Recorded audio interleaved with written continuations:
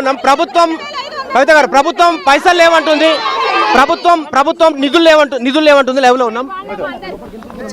బడ్జెట్లో ఖచ్చితంగా ఇచ్చినటువంటి హామీలను నిలబెట్టుకోవాలని కాంగ్రెస్ పార్టీని మేము డిమాండ్ చేస్తా ఉన్నాం. మీరు కాంగ్రెస్ పార్టీని మేము డిమాండ్ చేస్తాం. లోపలికి పంపియమ్మా.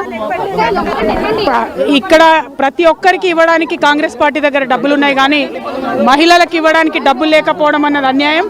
అందుకే ఇవాళ ప్రజావాణిలో ఏదైతే సీఎం గారు నేను ఉంటాను, ప్రజల గోడు వింటానని మాట ఇచ్చాడో ఉన్నారేమో అని వచ్చాం.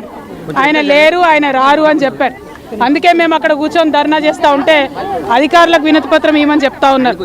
మేము అధికారులకు వినతి పత్రం ఇస్తూ ఉన్నాం, కానీ కాంగ్రెస్ పార్టీకి మాత్రం హెచ్చరిక చేస్తూ ఉన్నాం. వచ్చే బడ్జెట్ సెషన్లో ఖచ్చితంగా మహిళలకు సంబంధించి 2500 రూపాయలకైనా, స్కూటీలకు సంబంధించి బడ్జెట్ అయినా, 2000 నుంచి 4000కు పెన్షన్ పెంచే బడ్జెట్ అయినా ఖచ్చితంగా దీని మీద డబ్బులు పెట్టాలి. మీరు నిధులు పెట్టకుండా మళ్ళా 1 సంవత్సర కాలం టైంపాస్ చేసేంత టైం కాంగ్రెస్ పార్టీకి లేదు.